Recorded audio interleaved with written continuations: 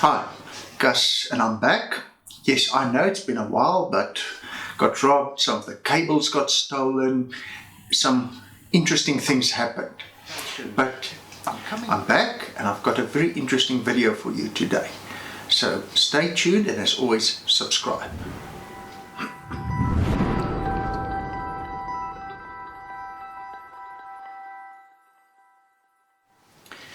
This is the first of a series of 6 talks I did, and I called it Where is God During COVID?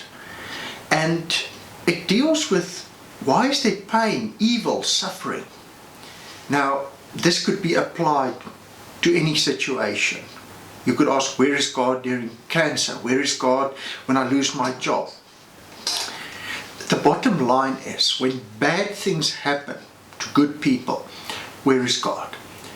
And this is a very difficult thing, because on the one side there is very deep intellectual reasoning that is required, and on the other side there's also the very personal, emotional, and you can't simply have the one or the other. Now, when we look at life, pain is a reality. We are born painfully.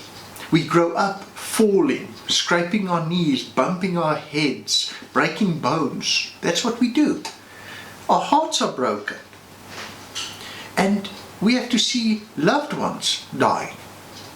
But there's also, beyond the pain, there's suffering. And this is the pain that does not end. You will have a loved one, or yourself might be having a disease, and it lingers. You're managing to stay alive, but it's not a great way to live with this terrible disease. We repeat mistakes, or we have to observe others repeat the same mistake over and over. And you sometimes feel like you are just not able to get up the hill. You know, I've had times in my life when you get up and it feels like here comes another crisis, and it knocks your feet from under you and you're being trampled, and it's a struggle to get back on your feet. But we also must remember, amidst the pain, the suffering, there's evil. And when I say evil, I'm not just talking about very bad. I'm talking about people whose sole intention in life is to hurt other people, and with a cruelty that astounds you. You look at this and you're like, how is this even conceivable? And there's many people out there who do not care who they hurt. They just go through life, and other people are like objects to them. And I've come across people who are devoid of human kindness. They put up a pretense, but honest human kindness is non-existent. Now, this raises an important point, because if we can identify pain, suffering, evil, there should also be things such as joy, happiness, and what is good. The question is, how can we judge between the two, between pain and joy, suffering and happiness, evil and good? And this might be easy, say, well, if it hurts me, it's bad. But some people like to exercise and hurt themselves exercising. You know, they go through pain and they're screaming, and other people looking at that and it's like, I'm not doing that. That's crazy. There must be some determining factor that places these qualities as opposites to one another. Now, I want to start with God, because inevitably when we talk about pain, God is drawn into the equation. And John wrote, and he said that God is love. Now, just stop there. Let's forget what it may mean and how we should interpret it. That is a very, very bold statement. I've not come across anyone else that claimed that of the God they worship, themselves, or any being. Right? We've got Buddha, and you've got the whole reincarnation cycle where I do good and I'm rewarded according to what I've done, and if I've done wrong, I get another life where I can try better. Muhammad taught that Allah will reward the faithful and punish the wicked. In Judaism, God had entered into a covenant with Israel, his people. and because he chose them. In Hinduism, God is kind of in all things, and he's not personal. It's this pervading energy that goes through everything. So if God is love, where does evil come from? Genesis 1 describes God's creation. And when he gets to the end, it says he looked at it and it was very good. And this explains how God created things. He made it very good. And it's interesting, in the first 2 chapters of Genesis, there is no sin, no pain, no suffering, no evil. It's an ideal situation. So where did it all go wrong? In this garden, God puts up 2 trees, the one of life, the one of knowledge of good and evil.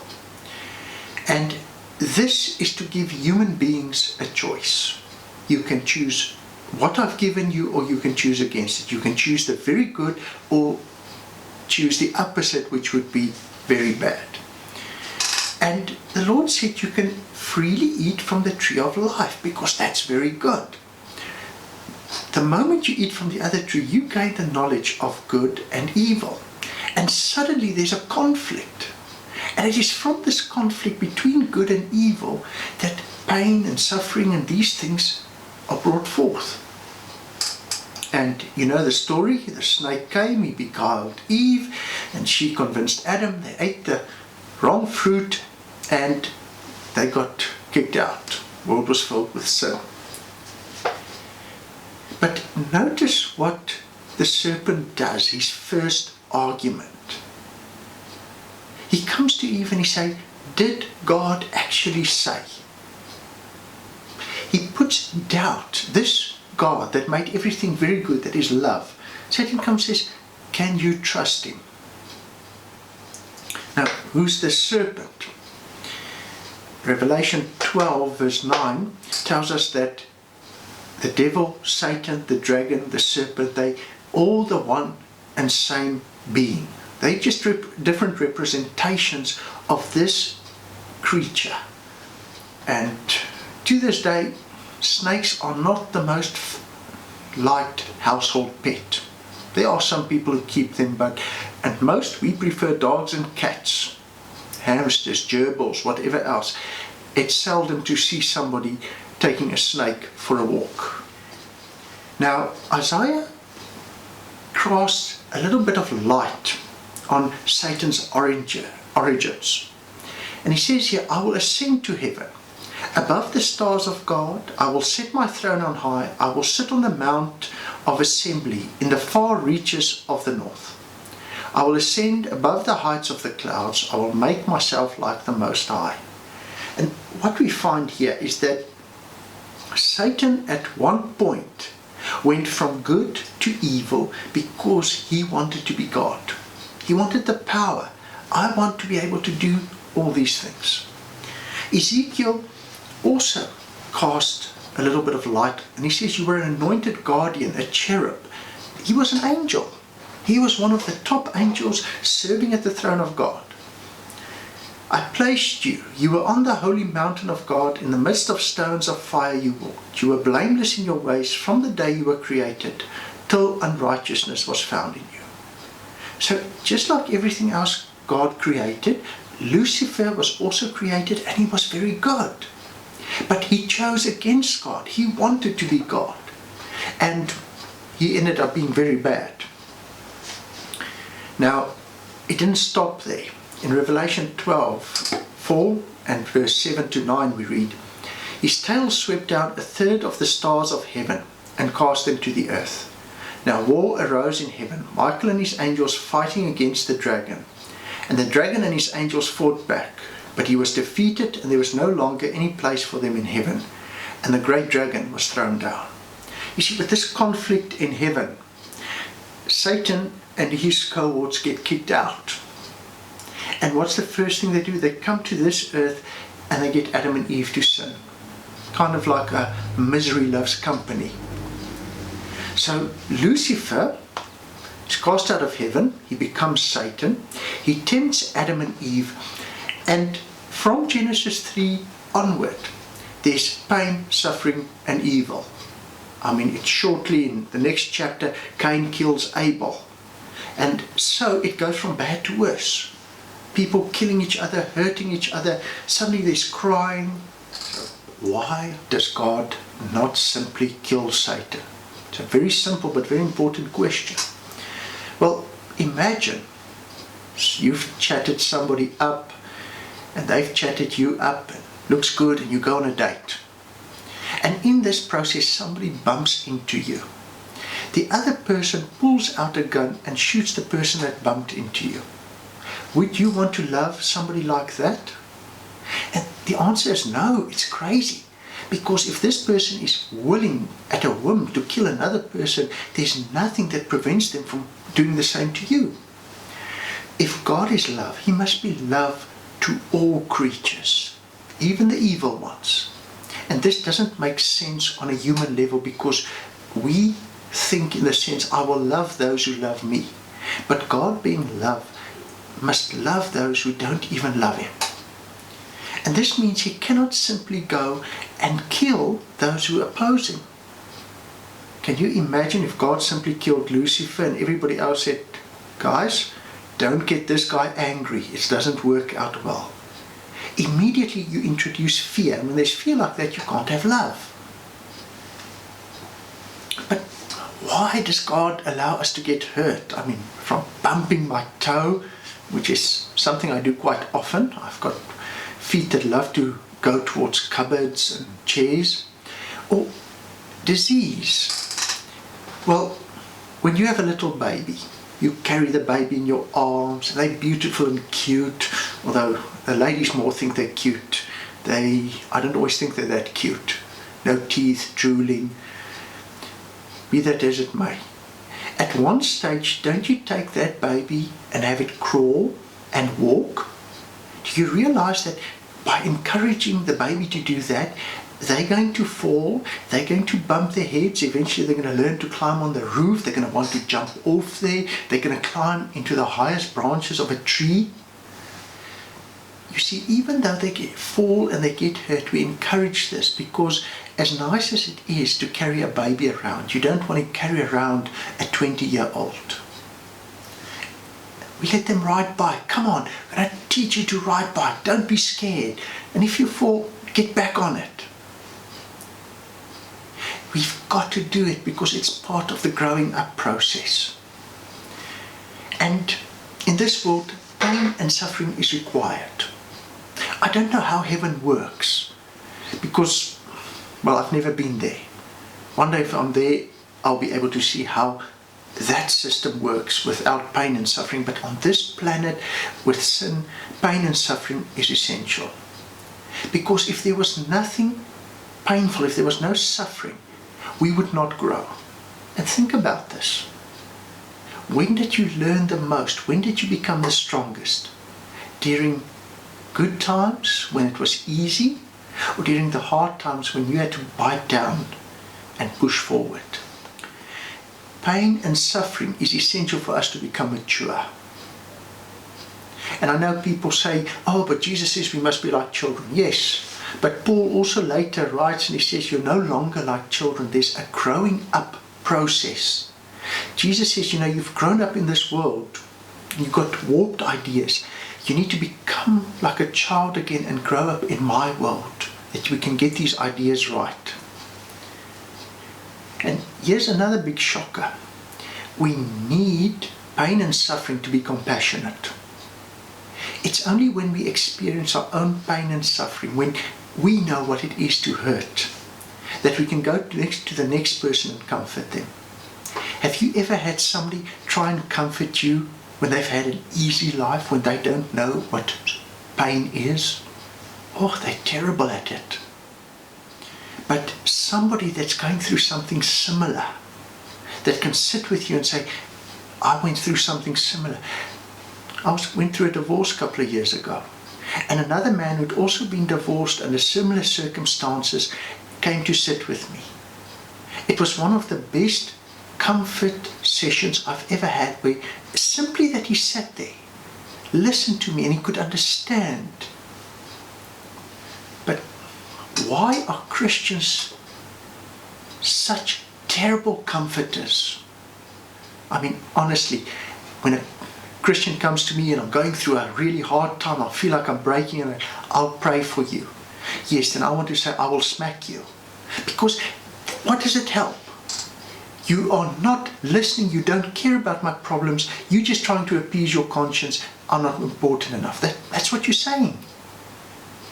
I've had people, instead of saying they will pray for me, said, can I pray for you right now?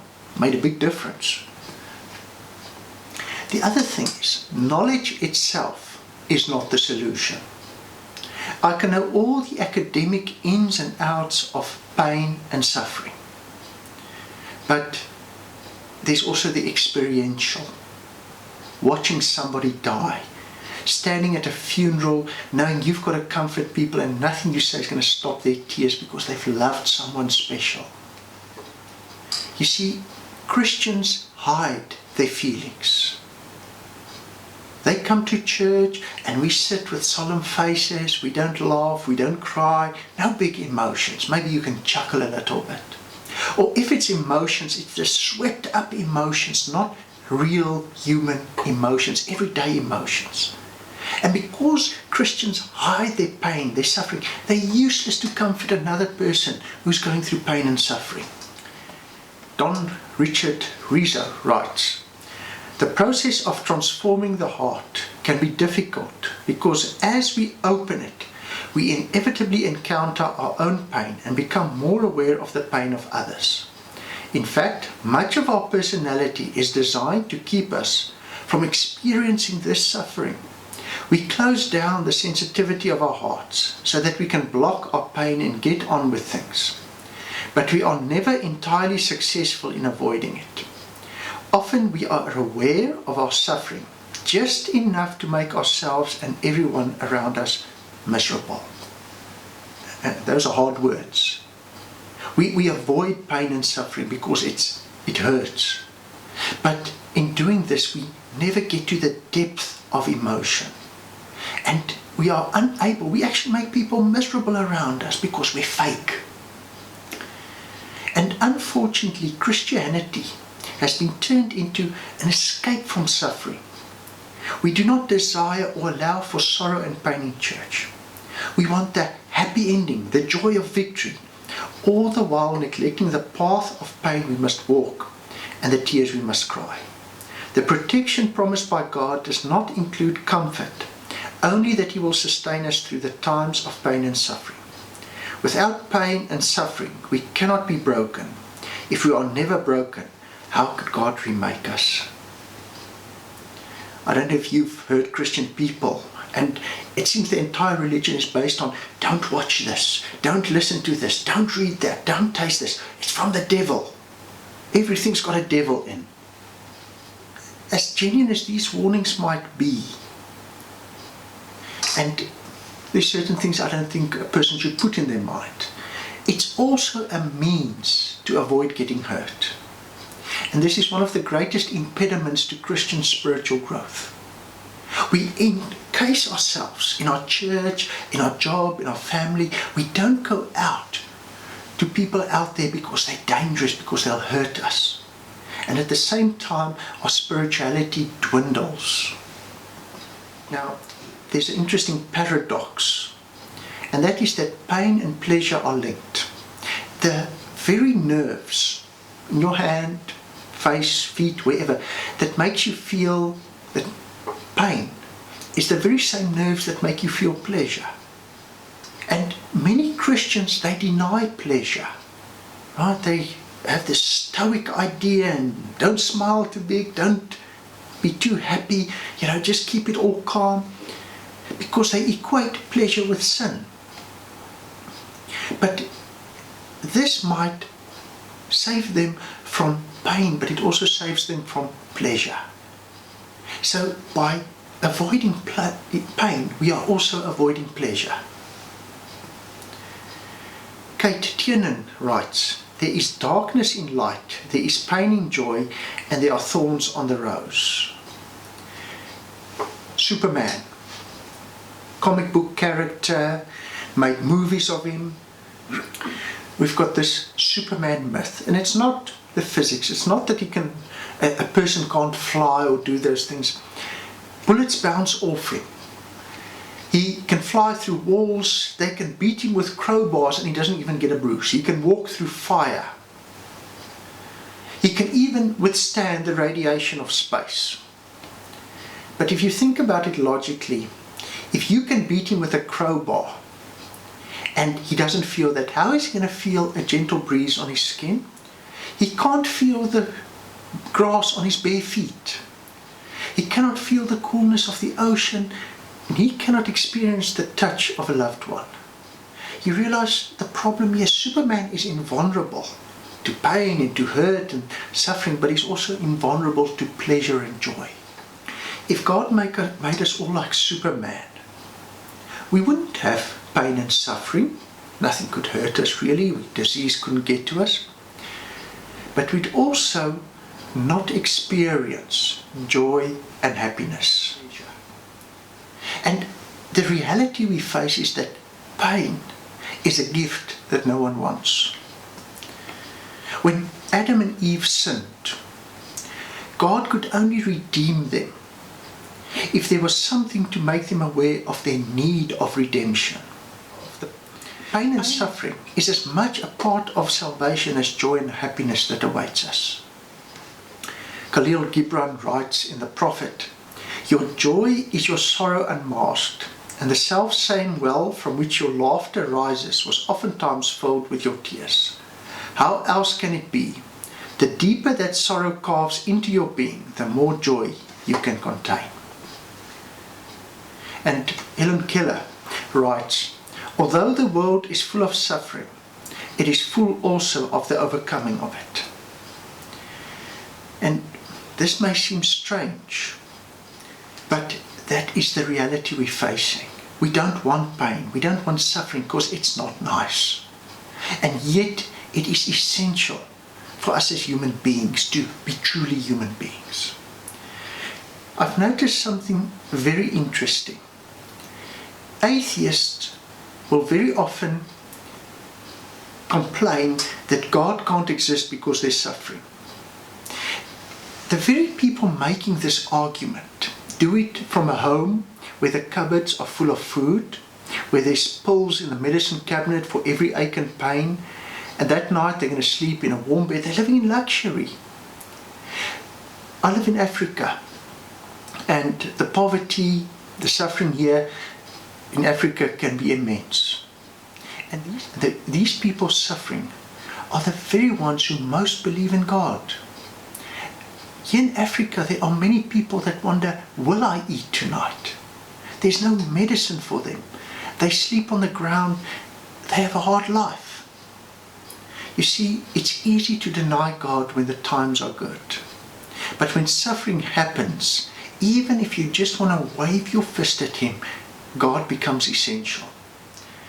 If God did not let us endure pain, we would never have the need for a better world. We would not wish to escape this evil world. Pain is when God shouts to us, telling us that there is something far better that is waiting for us. The first 2 chapters in the Bible, no sin, no pain, no suffering. But it's the same for the last 2 chapters in the Bible. No pain, no suffering, no evil. And in the Revelation 21 verse 5, God gives us this promise. "And he who was seated on the throne said, Behold, I am making all things new. Also he said, Write this down, for these words are trustworthy and true." Pain is not nice, but until that moment comes when God makes everything new, it is essential. And this is not a solution. I'm not the one that can provide a solution. I'm casting light on the matter. I'm trying to bring some understanding. And when you're listening, you might be going through a good time, or you might be suffering in pain.